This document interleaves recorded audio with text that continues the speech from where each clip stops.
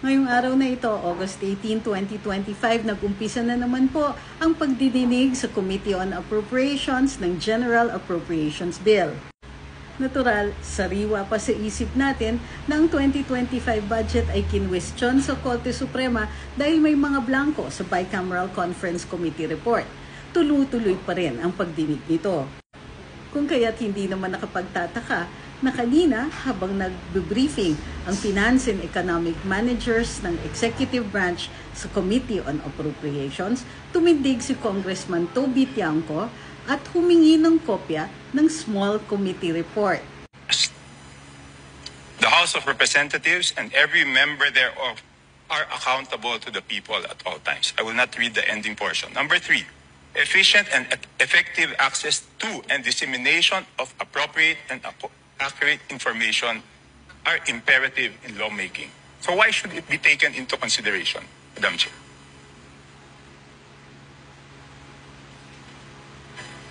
This representation was not the appropriations chair at the time. So the person who's covering the jurisdiction of that particular document, that is a document within the purview of the 19th Congress. Given that we've now crossed over to the 20th Congress, we would need to consider that request. Madam Chair, that's not acceptable. This is public records. Pareho pa naman yung COMSEC natin. At yan dapat linalagay sa archives. Do I have to read the rules again regarding archives of all documents? So may ang daming violation, Madam Chair. Walang record, hindi binigay. Ngayon, it's not readily available. Walang record sa archives. Ano to, sikreto? So ano ba ang small committee? At bakit hinihingi ang report? Para maintindihan yan, intindihin muna natin kung paano ang proseso ng pagpapasa ng General Appropriations Bill. The way it is done dito sa House of Representatives. Tulad ng ordinaryong batas, dadaan muna sa first reading ang General Appropriations Bill sa plenaryo at padadala pagkatapos nito sa Committee on Appropriations. Ang pinuno ngayon ng Committee on Appropriations ay si Congresswoman Micah Swansing.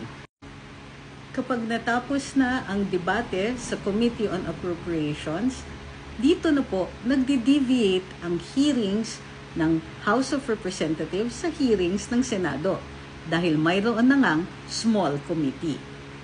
Matapos ang mga debate, yung mga proposed na amendments na nadinig during the committee hearing ay ipapasok na dun sa draft GA bill. Pagkatapos nito, ay yung mga amendments naman na pinopropose ng mga individual na representante ang i-consider. Ipinipresenta yan sa tinatawag na small committee. Wala pong debate yan at hindi po yan isinasa publiko.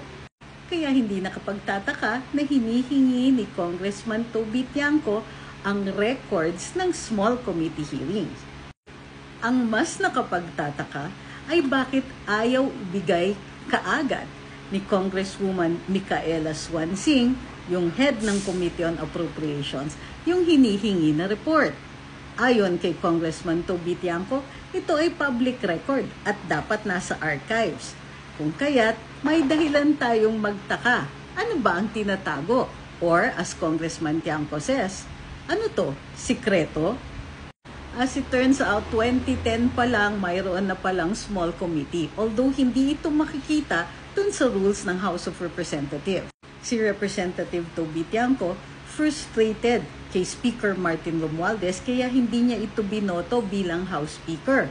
At ang sinasabi niya, diyan nangyayari sa small committee na yan ang mga questionabling insertions sa ating General Appropriations Act. Ayon kay Congressman Tiangco rin, kapag napasa na ng committee after the debates on second reading yung General Appropriations Bill, hindi na dapat dinadagdagan ng insertions. Pero yan po ang nangyayari sa small committee. At mas nakakapagtaka na ayaw ilabas ang records nito ni Congresswoman Micaela Swansing. Ang claim niya, 20th Congress ito, kaya hindi natin pwedeng basta ilabas.